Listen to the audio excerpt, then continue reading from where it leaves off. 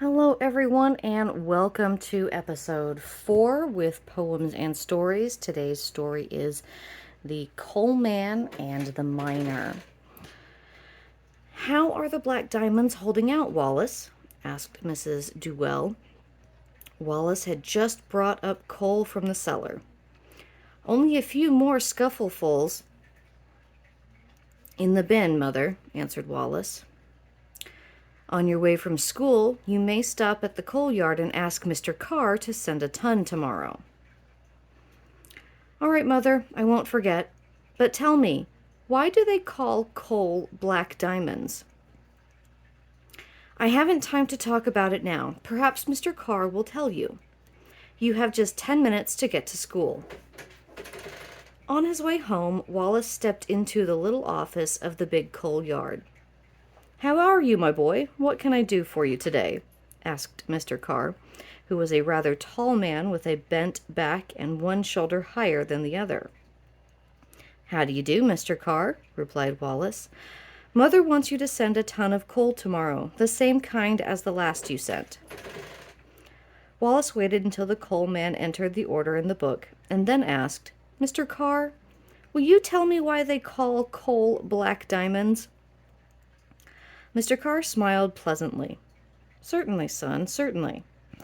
You see, coal shines like diamonds, and then it's worth more." "Worth more? Why?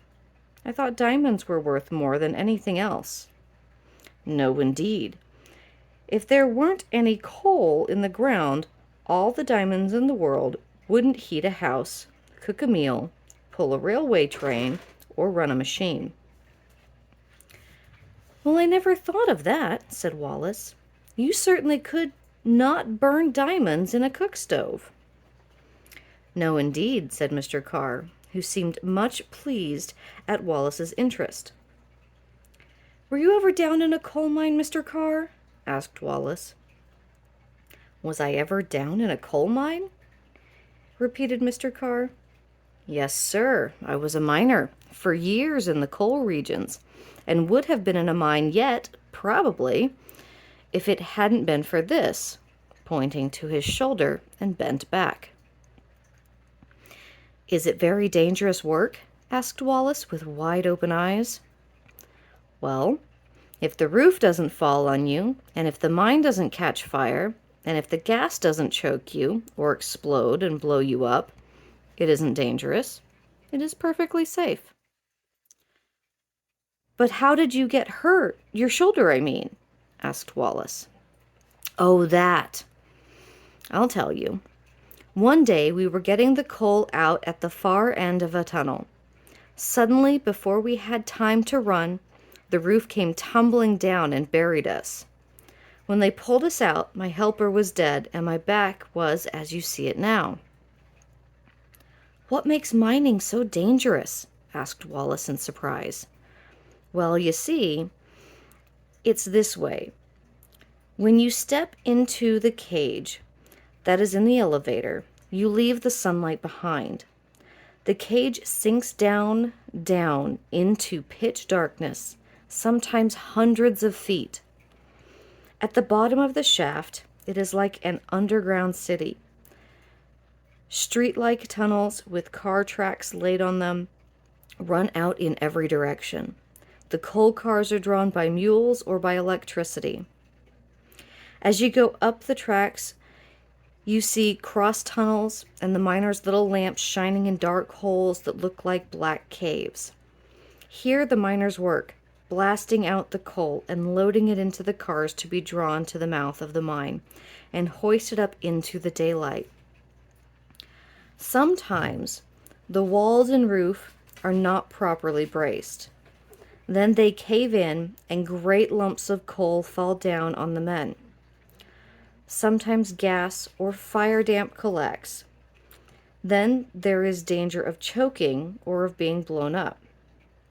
Sometimes, in blasting, the coal catches fire so that the whole mine burns." "Why, miners must be as brave as soldiers," said Wallace. "Yes, I suppose they are brave. People do not know how much they owe to the miners. They risk their lives every time they go down into the mines, but they don't think much about the danger. That is part of their work. Thank you for telling me about it, said Wallace.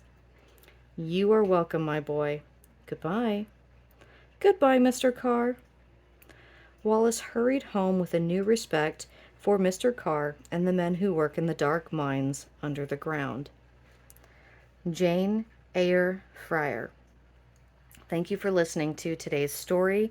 I just want to reiterate that if you like the stories that you're hearing and the types of books that we are reviewing on this channel, please go ahead and like and subscribe. Also, any out of date words or phrases are not a reflection of any of my personal or political beliefs. I am just reading the words as they were written. This particular story was written down in 1930. Thank you so much. I hope you all enjoy the rest of your day.